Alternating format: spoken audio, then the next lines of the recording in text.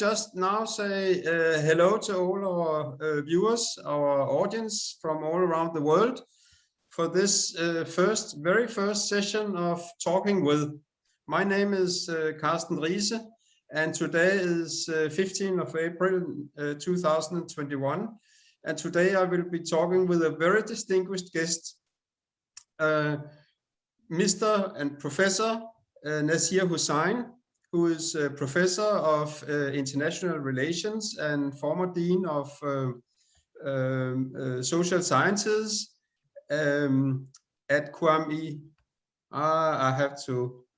You can say it better than I can because Quaid-i-Azam University. Quaid-i-Azam. Sorry, I like to pronounce. It's on the name of the father of the nation, Muhammad Ali Jinnah. Oh, that's good. I know him. Yeah. Okay. Yes, he's the founding father of Pakistan. Yes. Yes. And that is the whole point today, that we have different voices from different parts of the world. And today Nazir is a voice, an important and very educated and wise voice from Pakistan, who will share his views, and we will have a discussion about what is going on in the world. And for the information of all those who are watching this from around the world, this is not a scripted conversation. It is a new kind of television show. There's only one question which is scripted, and that is the first question which I will put to Nazir in a moment. And from that on, it's a free game. And if Nazir wants to question me, he can do that. If there's anything he doesn't want to talk about, he can do that. There's nothing here which has to be in a certain way. It's a conversation between friends. So there's no hidden rules or things like that. This is an opportunity to hear voices and educated views about the world from different perspectives. And with that introduction, I will say once again, welcome to you, Nazir. I'm very happy to have you here, not in the physical location, but here in the worldwide cyberspace.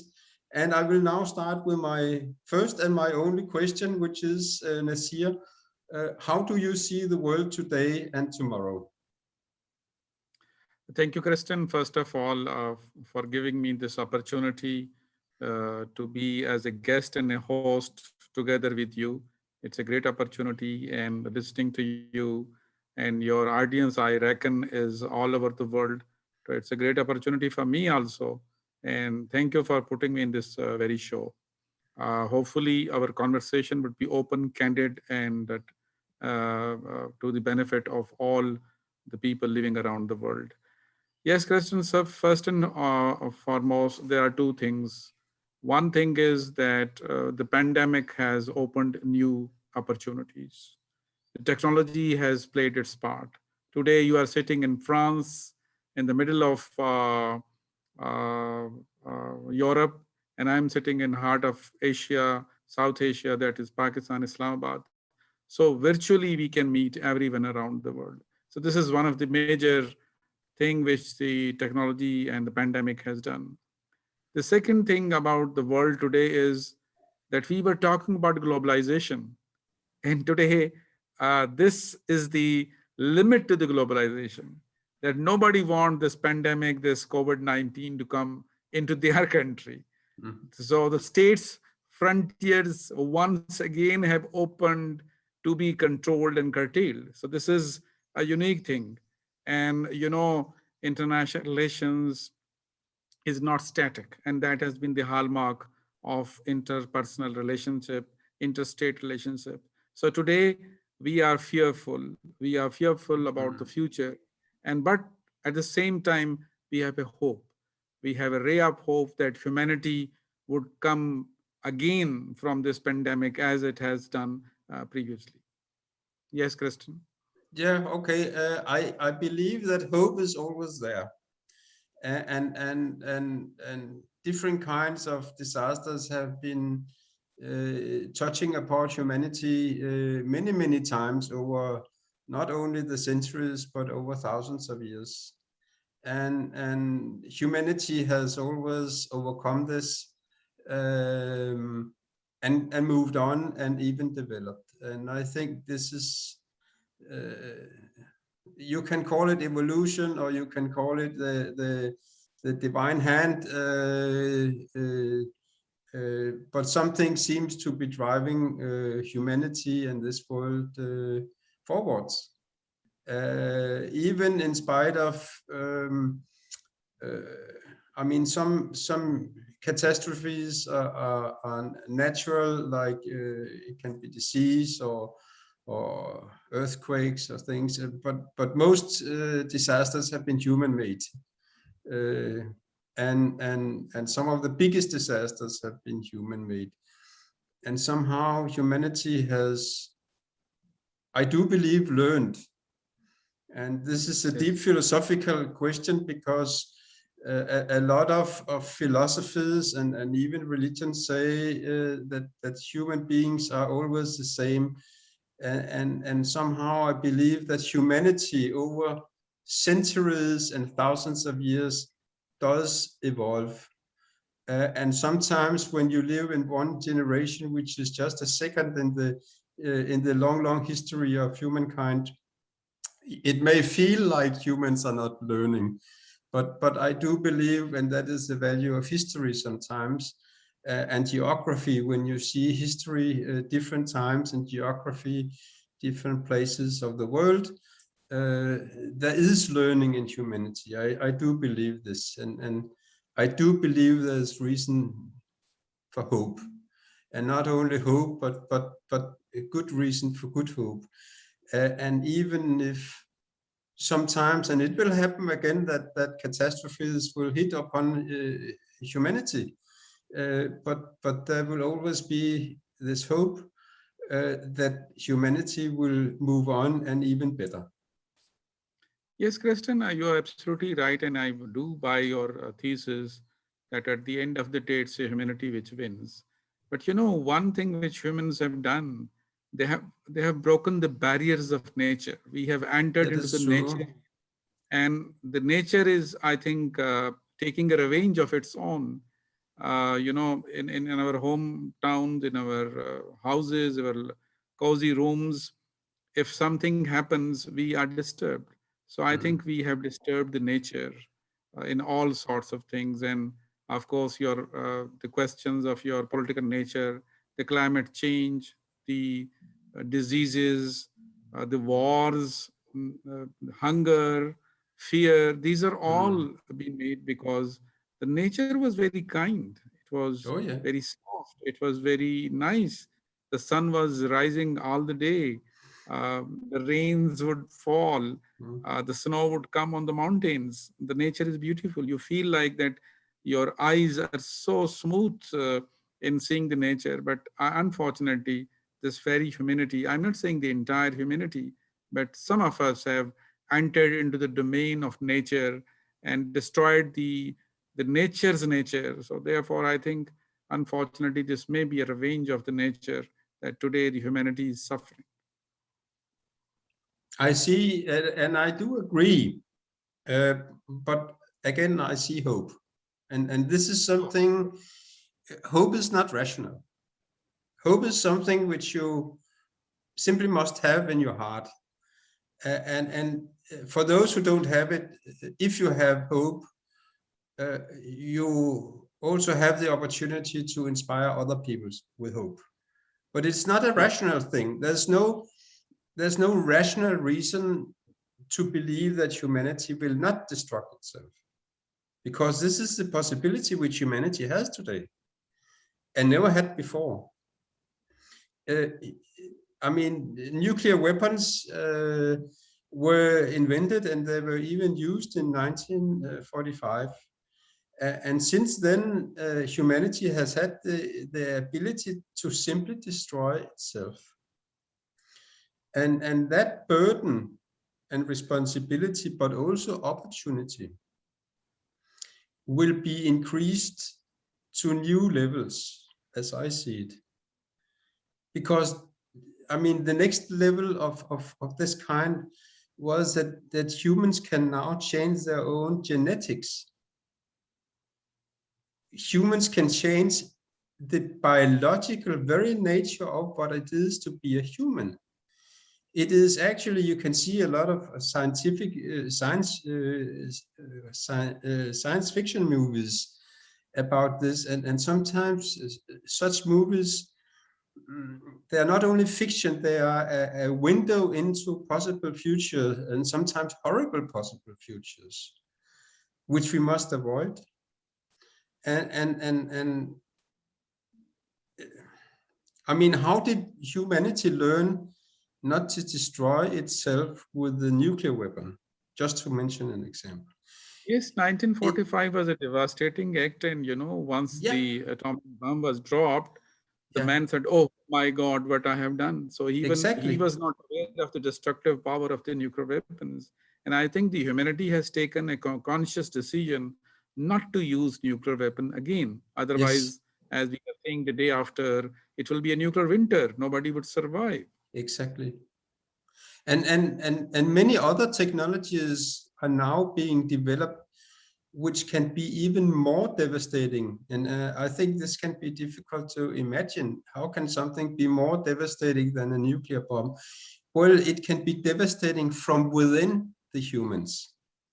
The technologies of supervision, the technology of human control, biological control, control of your social life in all sorts of ways are coming up now and being very, very advanced developed.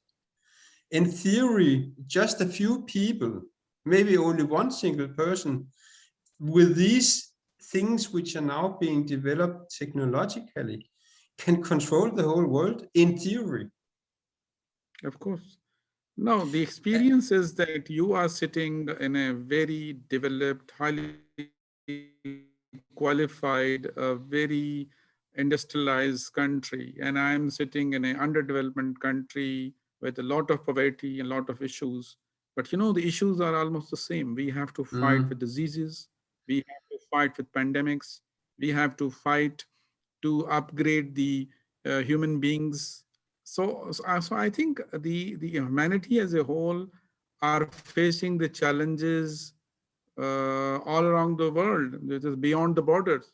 So I think this mm, is the high time that the people like you and me, we joined hand together, and that also applies to the states as an international actor. That state must join hands together instead of blaming each other. I think I'm sorry to quote this term. There is now a pharma war going on. Who would mm, produce the best vaccine for the pandemic? The mm, Russians, the Chinese, the Americans, the Germans, the Indians, whosoever is. So there is a new pharma war coming in, and there are a lot of conspiracy theories going on. But anyways, coming to hardcore politics, I think the nuclear weapons were used and destroyed only once, and hopefully it would not be used again. It is a terminology. It has been said that once you acquire the nuclear weapons, you become quoted unquoted a responsible nuclear state. See, whatever, despite the fact that the United States of America has the largest arsenal of nuclear weapons, but it's still fearful of the Chinese rise as a soft power, the mm, Russian military might in many parts of the world. They could not do anything against Russian entering into Ukraine, Kiev, Syria, or any other parts of the world. And today, as you send me the note, Mr. Biden has announced that he is pulling back from Afghanistan. 3 decades of war, $2 trillion, 3,000 American lost, and they were unaware what they were pursuing for, what they were fighting for, whether they mm, were fighting for capturing the territory, destroying the Al Qaeda or the Taliban, or whatever. I mean, this is a useless enterprise. The American taxpayer have consumed and spent $3 trillion on this useless war. And at the end of the way, and at the end of the day, what the United States of America got? Nothing. It's a losing power now. It's a retreating power. It's not said by me. It's Henry Kissinger says mm. this. I It's, agree. It's Mr. Haas says this. It's this Council for on Foreign for Research says this. CFR, Carnegie. America is on the retreat from Middle East, from Europe, from Afghanistan, from everywhere. So I think one must, as you say, history is a major lesson to be learned. So this is a major lesson to be learned. And I think here I must quote the book of Mr. Paul Kennedy, The Rise and Fall of the Great Powers. The great powers of the past are no more here. So absolute power would never be there. The permanent nature of power, it was a quadruple alliance of Europe, it was Tsarist Russia, it was the United Kingdom, it was France, it was Portugal, it was so many countries. And today it's a United States of America, a hyper superpower, which spends $650 billion annually on just defense spendings. And Just imagine. actually the true amount in the USA on defense spending is about the double. Could be. Several scholars, because it's placed in different parts. It's more than 10% of the total national income, and I agree with you. It even makes the USA weaker. And see what happened. This pandemic, when opened up, we thought that United States of America is one of the best countries in order of governance, in order of medical health. But see what happened. The entire medical system, healthcare system of the United States of America collapsed. Lakhs, I mean, hundreds and thousands of people died for nothing.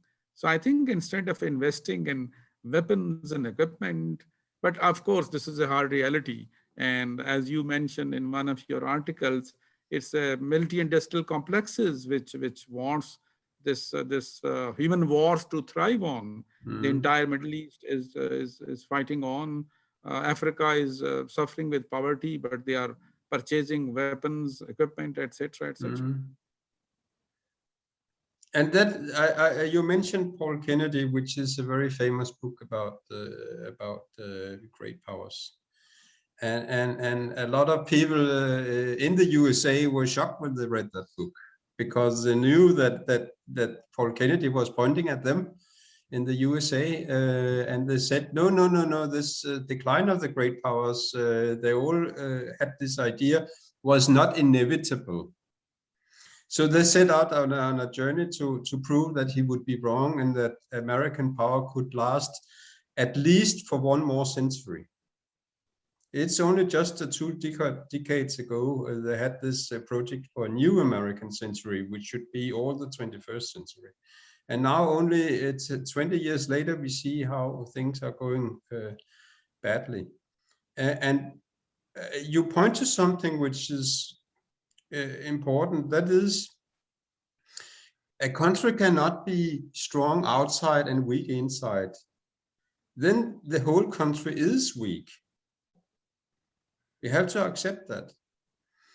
And these wars which the USA has spent so much money on,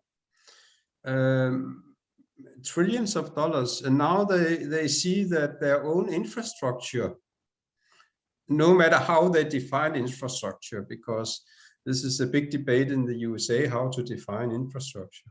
But no matter how you define this infrastructure of the USA, it has decayed. So they have been spending trillions of dollars on wars which have brought them nothing. Not only in Afghanistan, also Iraq has cost several $1 trillion.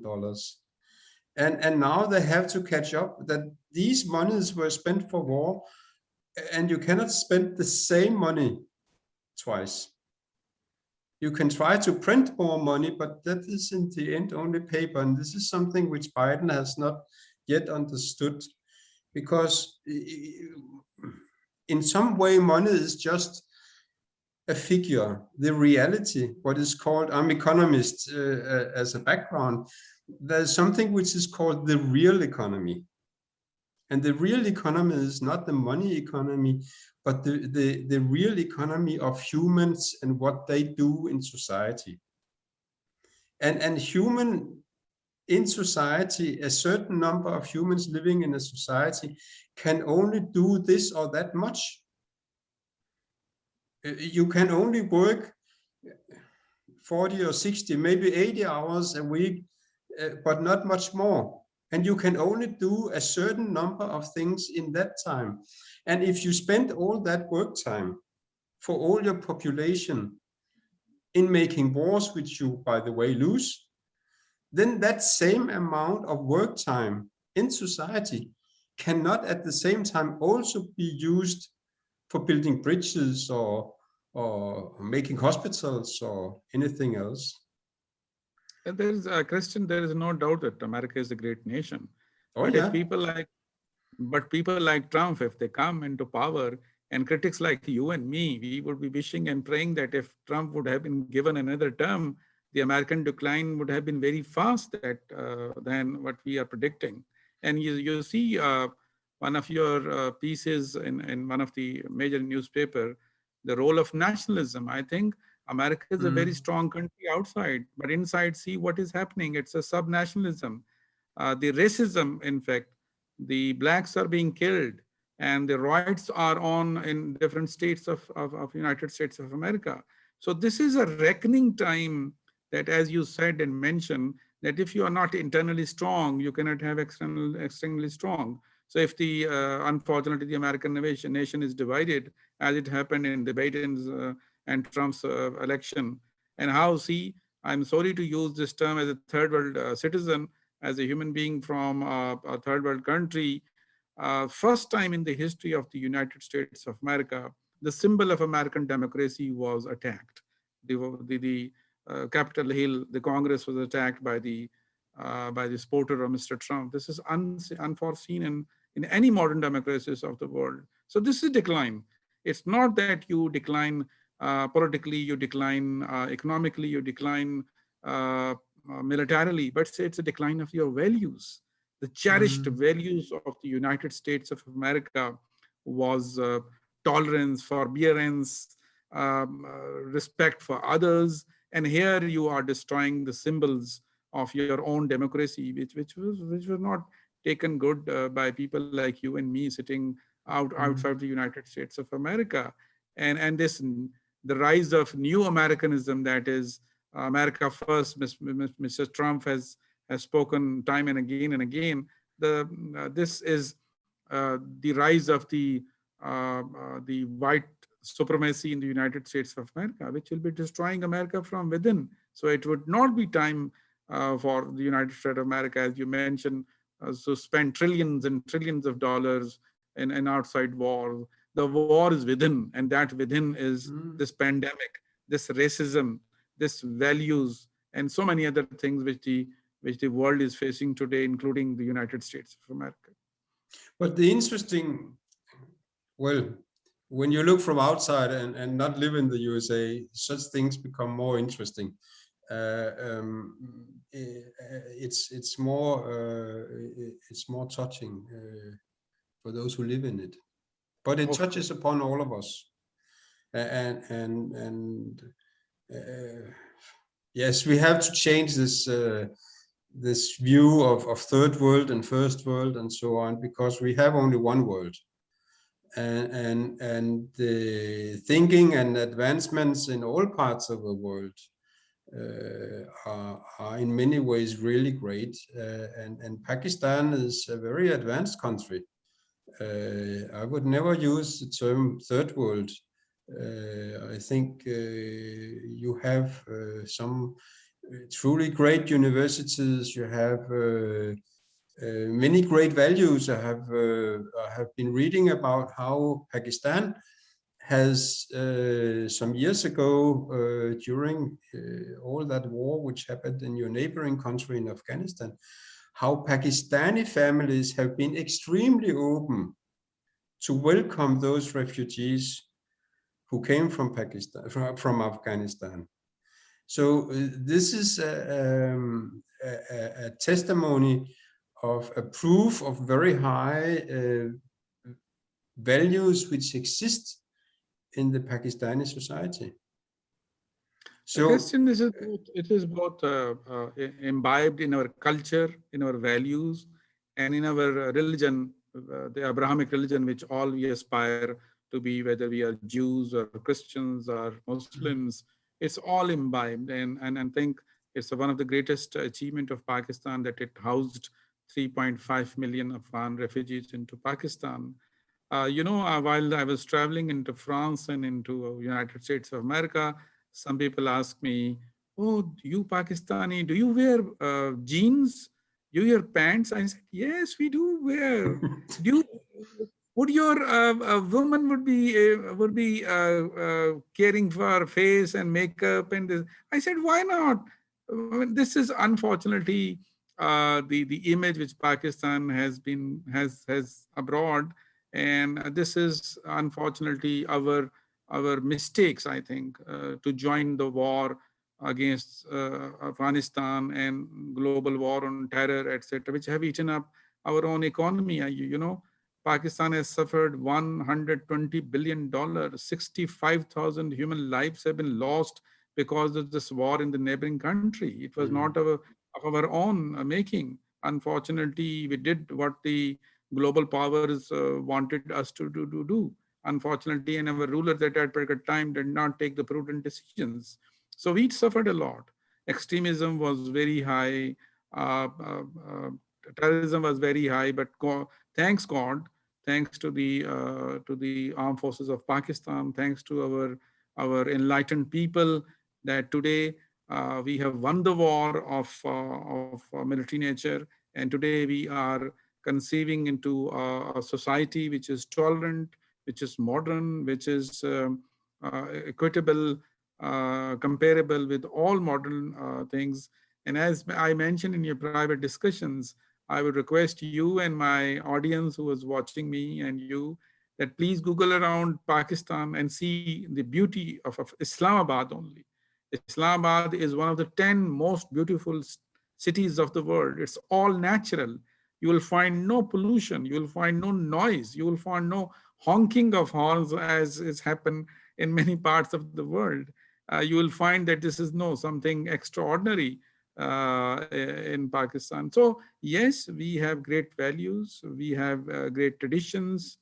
And last thing about this aspect is that we have great food habits. One of the best foods we find, tasty foods, very spicy foods in Pakistan, all over Pakistan, and especially even person like me who lives in the capital in Islamabad. I go to Lahore. Lahore is, the heart of Islam, heart of Pakistan. It's the Mughal Empire city. So I still used to go to Lahore after every 3 months to have good foods, biryanis and samosas and pakoras and you name things. So I think it's not only the human nature; it's also your belly, how it has been fed, how you eat things, how you develop taste, how you develop things. So I think I would request you and my viewers all around the world to please Google around Islamabad and Lahore and see how beautiful, how hospitable Pakistanis are.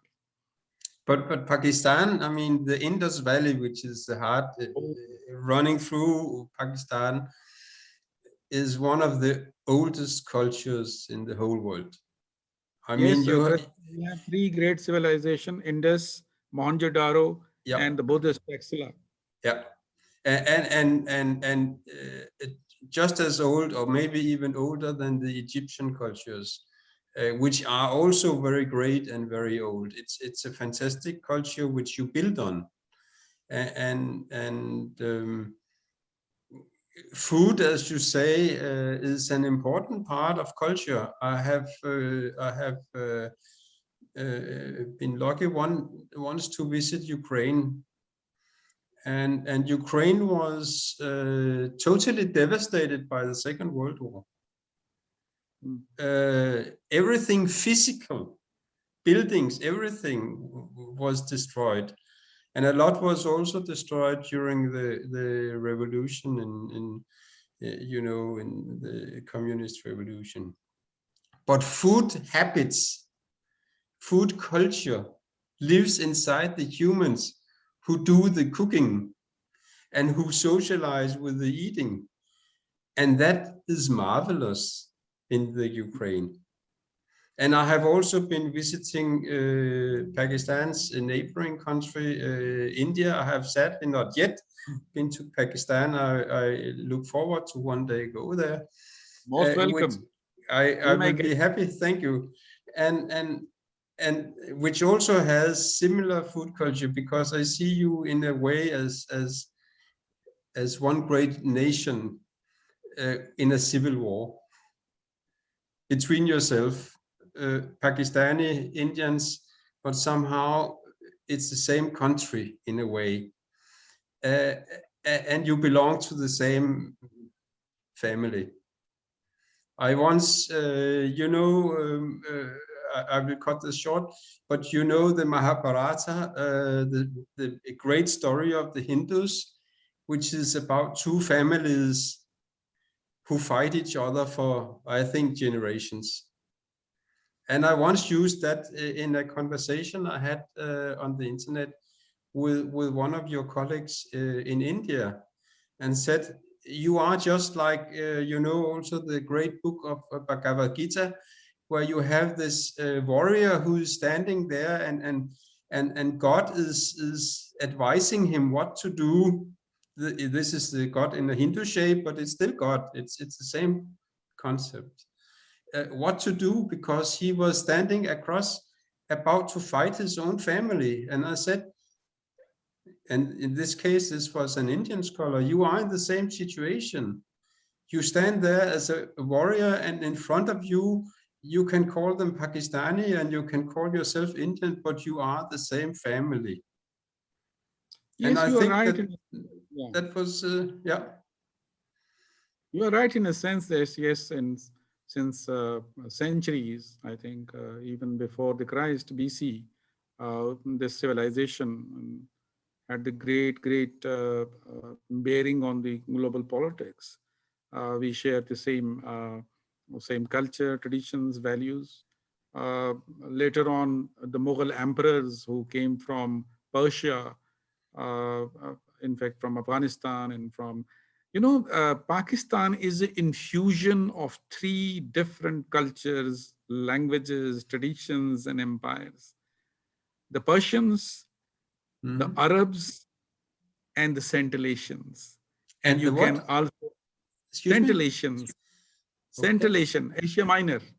Although uh, Okay, yeah. yeah, although the Persian claim that the Asia Minor is part and parcel, but there's a difference between the Scintillation cuisines, traditions, and values than the Persians. And then we had this great traditions and values from uh, uh, the the Buddhist and later on the Hindu leaders. So this is a great thing. But once the state are carved into different entities, then the core issues, the core problem do emerge. Like in heart of the Europe, there are many problems. There were many problems, but they live side by side. So yes, we are one, but there are certain differences. Yes, in a society, in a country, in a home, you have different people living around. They are together, but they have different tastes. They have different thinking. They have different approach. And I think if India and Pakistan their leaders can work out, we can live peacefully, because the majority 1.5 billion people live in this very sub-region. So I think if our differences are resolved and our political issues are settled, I think we can come up with a great contribution to the world. And as you know, this is an Asian century, the rise of China, the rise of Russia, rise of India. So many things Rise of can happen. Pakistan too, in my We view. definitely, we definitely are the rising power. Kristen, one good thing about Pakistan is that we have been declared as one of the most resilient nation of the world. 50 different authors all around the world. We suffered a lot. We suffered initially in 1947, Great Migration, 10 million people were lost, but we rose. There was a Then, partition. Yeah. yeah, this was a partition, it was a great partition, although Yeah. India It was a suffered the pain. catastrophe. Yeah, India was a huge country, so it could, but Pakistan a very fragile state. And then, in 1971, Pakistan was cut apart into two states, now the Bangladesh and we are Pakistan. So we came out from that particular trauma. And then, the great earthquake of 2005, whereby 100,000 people were devastated. They were perished, and millions of people became homeless. But Pakistan rose again. Sorry. And then we had floods, very devastating floods. So there are episodes. Although, with due reverence to my political leadership in Pakistan, our political leadership have been fighting, but the nation is most resilient. They are coming up time and again and again. So this is a hope which you initially said in our mind and heart, that one day Pakistan would also be a country which will be reckoned with international actors. And Pakistan has played its role. Let me go back to history. 1979, the Soviets invaded in Afghanistan, but they were defeated in 1989. They went back. I think they were wiser than the United States of America, that they left Afghanistan within 10 years. Otherwise, like Americans, they are sitting there for 30 years. So I think the Americans should have learned a lesson from the Russians. But who defeated the Russians? Who defeated the Soviets? You are saying Taliban, good enough. The Taliban had defeated, but behind the Taliban, it was Pakistan. We were the great supporter. So I think in a way, Pakistan has been instrumental in changing the global history. The Soviet Union disintegrated. Russia was born. The 15 Central Asian states were born. So Pakistan was instrumental in that particular arena. So I think we have a great potential.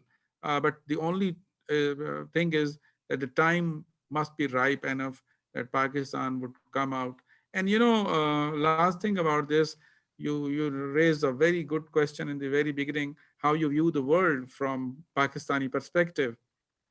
Pakistan is sitting geopolitically at the three major hubs of global politics: Oh yeah. South Asia, Middle East, and Central Asia. And the Chinese BRI, Belt and Road Initiative, is to pass from Pakistan into Oman, and from Oman to Yemen, from Yemen to Djibouti. So I think we are the great opening to the world. It will become the economic and energy corridor for the world. So I think Pakistan is sitting at the great opportunity. Once I remember, I don't know, it was Brzezinski who said that Pakistan is a pivotal state in the global politics. We are sitting That's true. at the heart of the rimland of Spokesman and heartland of Mackinder. We Oh we are yeah. Yeah. the pivotal state. Yeah. You absolutely directed toward that. So we have to rise, I think. And the only one thing which I've been saying time and again is that once Pakistan has political and economic stability, we will be unmatchable to any nation around the world.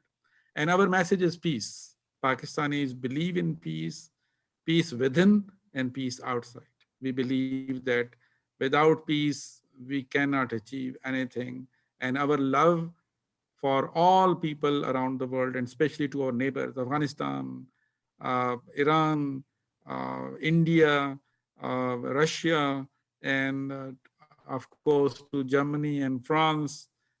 We love all of you, and our message is peace. Do come to Pakistan, visit us, and see how hospitable, how nice, how tolerant and people Pakistanis are. This is this is this is Pakistan's geopolitical situation, and people who live in a crossroads. I mean, Yep. and this is not new. It's been so for millions, not millions, but thousands of years. Thank you. I mean, the Indian, they have always seen that invaders came through Pakistan. Maybe they were not the Pakistani, but then they came you know, from Persia, but they always went through Pakistan into India that way because they couldn't cross with an army over the Himalayas, so they came through Pakistan. So you are the east-west corridor between India and Persia or Iran today, and the Western world. And you are the north-south corridor, as you say, between China and the Indian Ocean, and from the Indian Ocean, China's potential connection with also Iran and the whole Arabian world, and even with Europe over the sea and the Suez Canal, and with Africa. And the dilemma for a crossroad country is that either you become extremely rich and wealthy, and you thrive through business and trade because everybody is coming and need to come through your country, or the other way around, that everybody wants to run through your country with their armies and tear your country apart or dominate you. Germany is an example actually over the history. Everybody think today of Germany as a strong country, but in the times of Napoleon, and that is only two centuries ago, a little more, Germany was a place which was overrun by everybody else because Germany had the central location in Europe. So the Swedes before Napoleon, they were, even the Sweden today, I mean, is a small country compared to Germany, but Sweden was totally ravaging and murdering in Germany for many decades. And Germany could not stick together because they were overrun. And after that, Napoleon came and so on. Only then Germany got together and later became so strong that everybody else had the problem.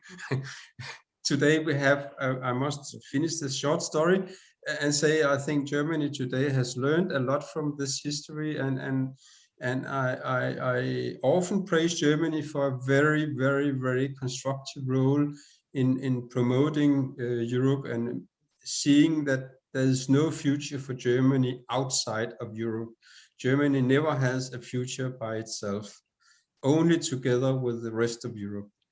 And that is the same, similar for Pakistan. That is my point here, that Pakistan, you are at the crossroads, and somehow you have even more than other countries to get your own country together, to be strong enough, because there are so many forces from outside, from China, from India, from the USA, from Europe, from Iran, and from Afghanistan, from all corners around Pakistan. There are so many forces which have their own agenda with Pakistan. Yes, you're right. And that you are not, so that you are not dominated by their agenda, but that you can somehow manage your own agenda for Pakistan. You really need to have not strong in an authoritarian way, but strong in a social way society.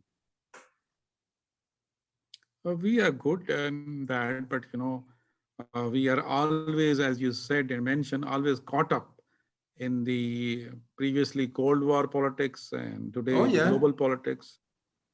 It is unfortunate. You are absolutely right that Pakistan could have thrived on the passing of different cultures and values and people.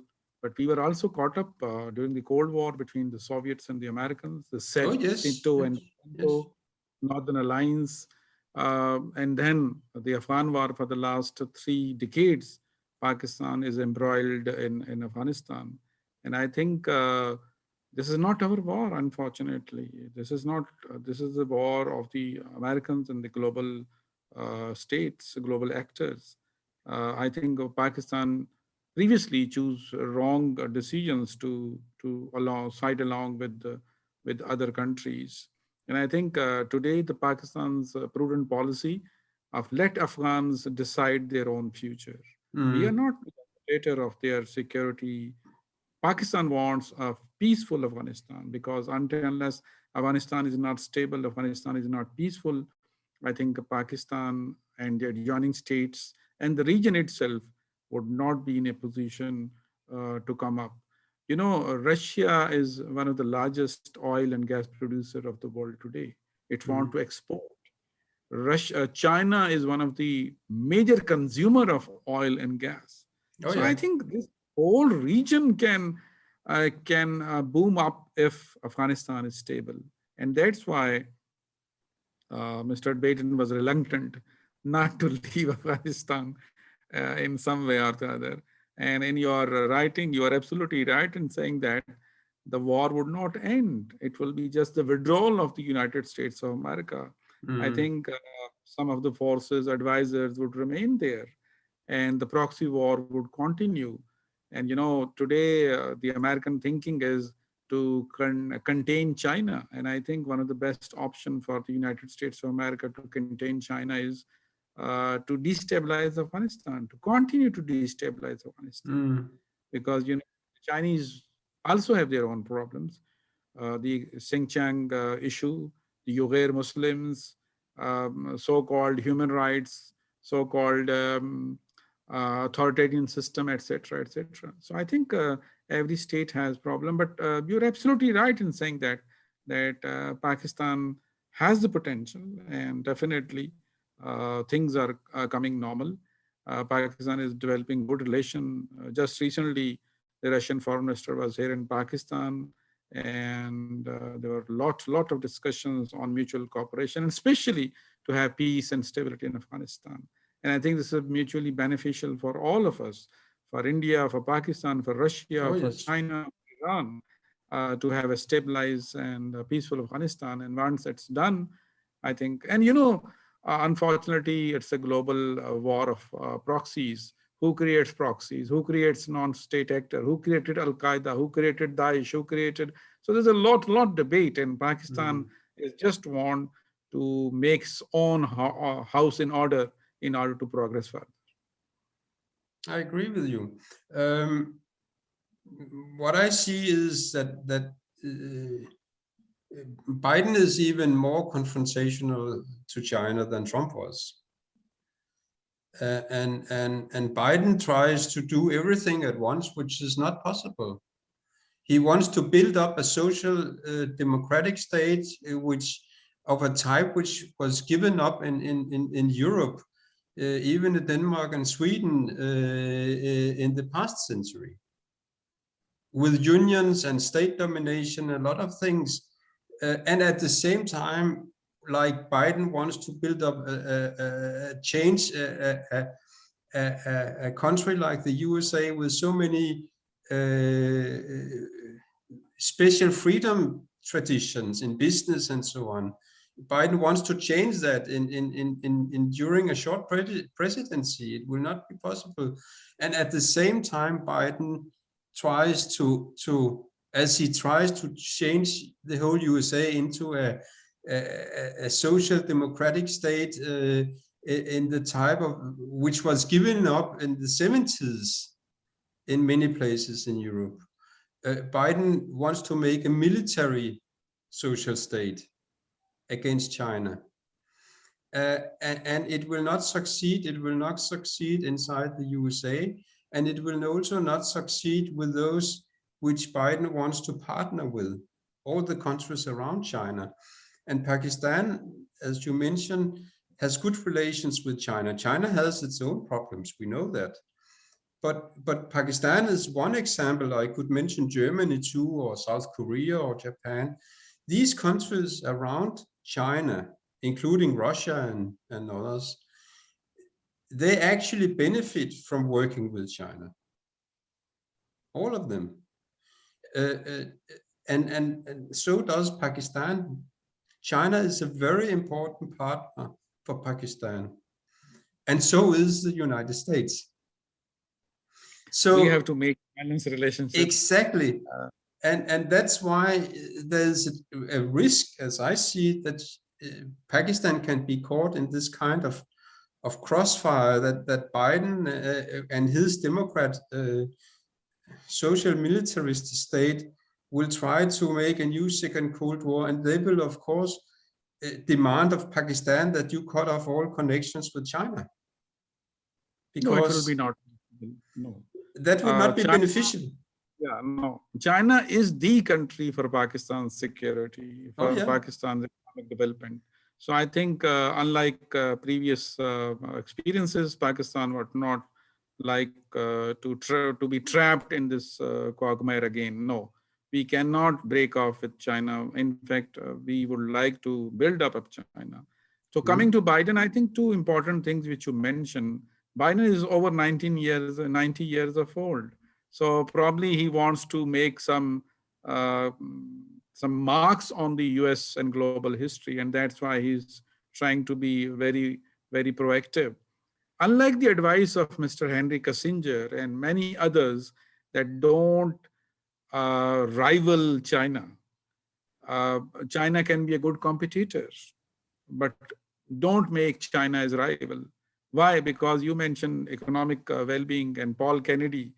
You know, there is 1.3 or 1.4 trillion dollar of Chinese investment inside United States of America. And once the Chinese president was in United States of America, I don't remember the date, but I do recall the Chinese president was once asked by the American reporter, you know, the American system works on lobbying system, and the Chinese have no lobbying in the Capitol Hill. You know, the Chinese president, what he said? He said, we have a China shop in every state and every city of the United States of America. And this is amazing. This is a soft power. And the Chinese cannot, I mean, the Americans cannot fight with the Chinese soft power. And lastly, in this context, this is written, documented, so I can't hide it. America owes $18 trillion to the world. $18 trillion. And, you know, a few years ago, during the Obama period, probably, the American passed a bill to enhance their loan from different sources from 16 trillion to 18 trillion. Now it may be 20 trillion. So inside America, it's a very fragile state. And we discussed about racism. We discussed about many other things. I think it will be prudent on the part of the United States of America and leadership not to have China as a rival. Yes, China is a competitor. You can. And, you know, China is a sleeping dragon. Don't wake it.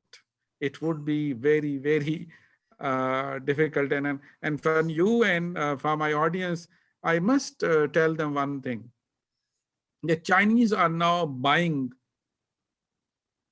the Hollywood. They have not the entire Hollywood, but they are creating their soft power through this Hollywood movies. And the great movie which I saw once I was traveling from Pakistan to France, Paris, I saw the movie The Great Wall. I think this is the depiction of the Chinese culture and value that they have penetrated into American mass media, American public opinion. So I think America is best advised by people like you that don't consider China as a rival. China is a competitor, and it will. And China is rising because of its strategies, policies, soft power, not because of its military power. And the military power is not solution for all the ills of social, economic, and political nature. It's a soft power. It's a mind which is applied, not the destructive power of weapons and equipment. I agree with you. It's sometimes, I mean, it's very important that we like you do study what is actually going on and not only reading the newspaper or the party press, which we can see in different parts of the world. And there was a conception I saw in the USA that they said they had alliances and cooperation partners, and they were saying China has not. And this is simply untrue, and this is also what you say. China has cooperation partners, and China. There are many problems with China, as you say. They have lots of their own problems, But in many ways, China is thriving because they have a mutually beneficial relationship with a lot of countries all around the world. Yes, Russia, Iran, Latin America, Latin America, yes. Africans, Yes. and Southeast Asian. Two years ago, I was in Indonesia, and I could myself feel that they are caught up between the United States of America and China. They say China is our neighbor, our next door neighbor. So we Yeah. cannot, and they are playing their neutral role. So I think Oh, yeah. you are absolutely right in saying that China is not alone. It has a global great powers with it, the regional powers. See, in the backyard of the United States of America, some Latin American states have good relations, economic and political All relations South with. America, yes. Yeah, Yes. South America. What you would Yeah. exactly. Yeah. We have now been talking for around an hour, and there's no exact time limit on our discussion, but this is about where we should think about rounding off. Sure. And before rounding off our discussion here, I would ask you: is there anything which you would like to bring up that you would find it would be important or simply interesting to talk about before we round off this conversation? Yes, Christian, I would like to ask you, in fact, a question because you are Mm-hmm. sitting in the heart of the Europe. The Europe, we believe, is not a homogeneous entity anymore. Oh yeah. But I think Germany has played a very fundamental role in gelling the EU together because of its huge economic power and prudent leadership under Merkel, and especially its notion of multiculturalism has given boost to Germany. So I have two questions in one Mm-hmm. question, and one is, what is the future of EU?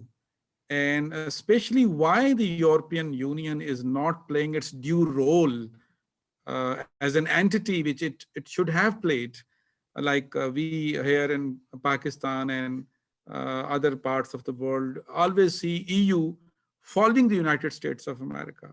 Why it is so? Why the EU cannot carve out its uh, own impact in the Mm-hmm. global world? I believe this is coming now. What you say?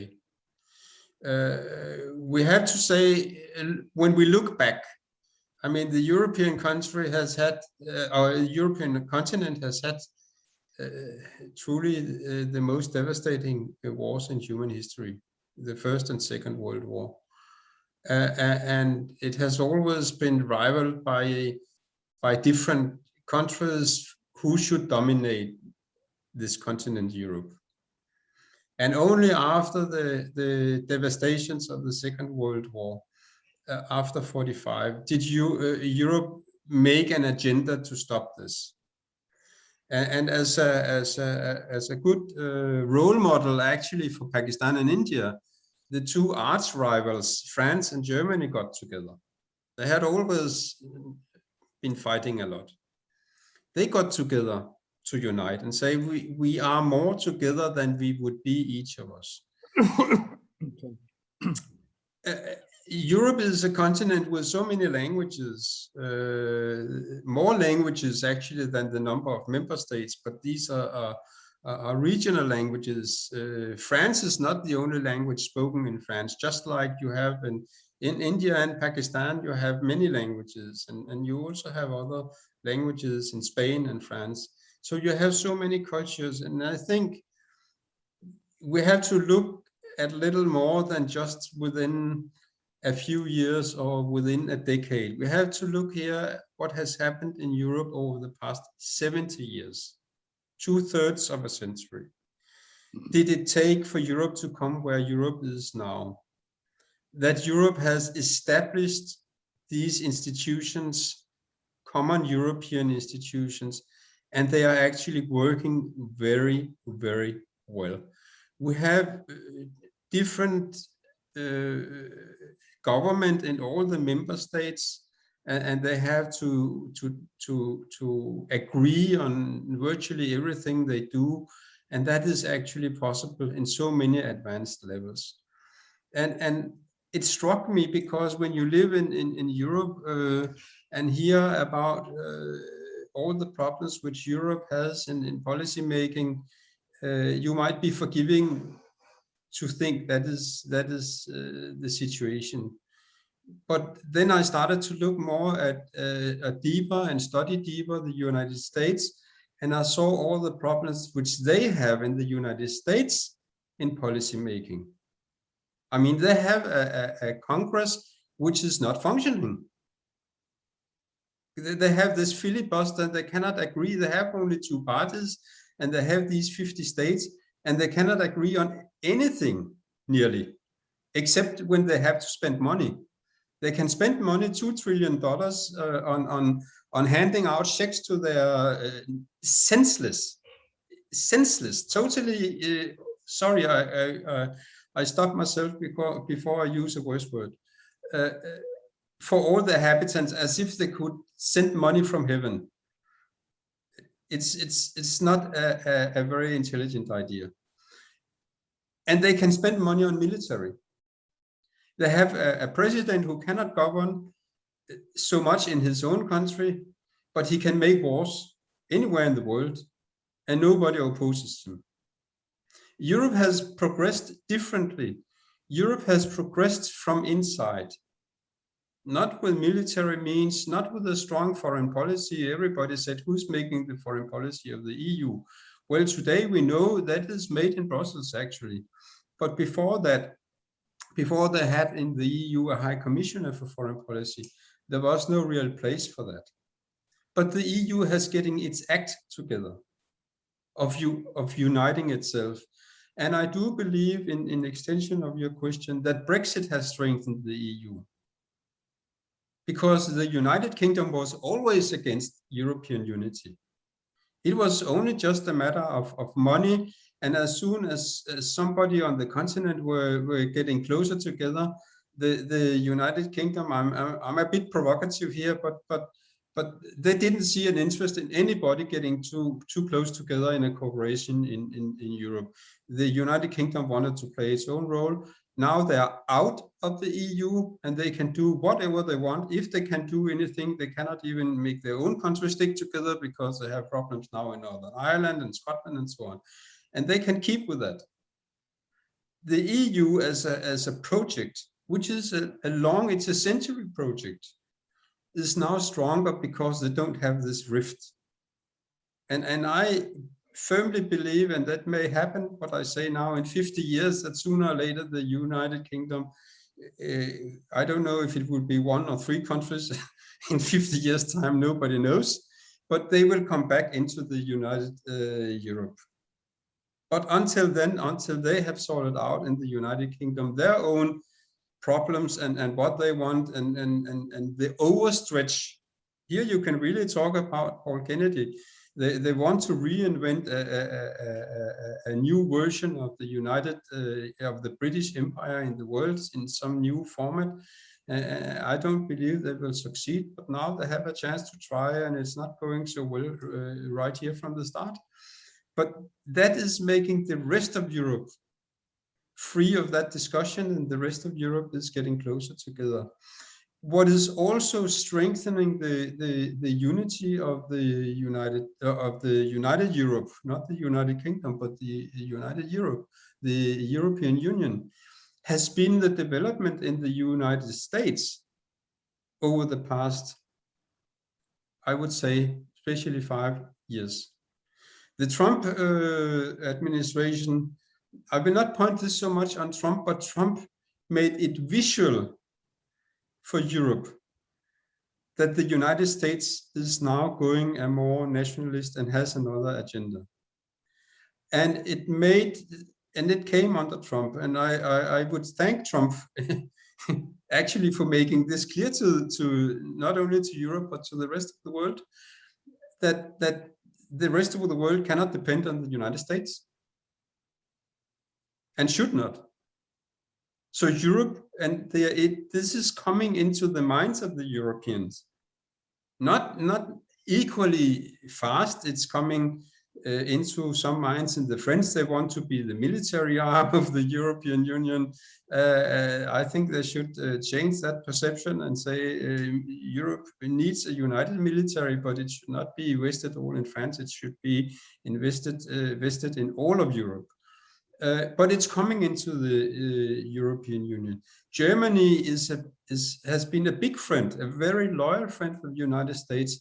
And suddenly, not only Trump, but Biden, even worse, is coming and telling Germany not to build a gas pipeline, which is German business. I'm sorry to say, it's not the business of the United States whether Germany wants a pipeline to Russia or not.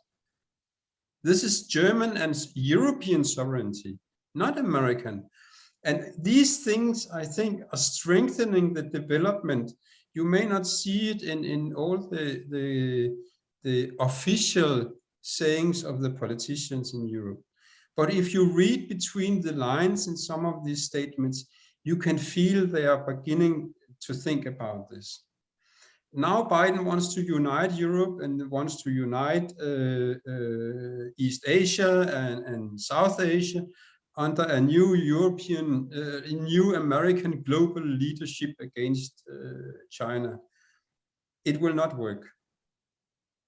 It will have, I do believe, maybe short time, a lot of politicians in Europe and South Asia and East Asia will nod their heads and say yes to the United States, but in their minds and in the reality which is now developing, it will have the opposite effect on the longer term. And coming back to your question, I'm sorry for I couldn't do this in just a 1 minute explanation.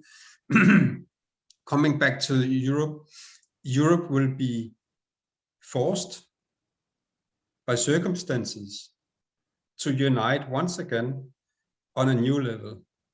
And there may be a few countries in Europe which are hesitating. Typically Denmark and Sweden are hesitating. I know both countries well. I've been working in both of them. But they will have to say, what do you want? Do you want to go the way Denmark and Sweden, the way of the English, and stay out? Okay, if you stay out, you will lose out.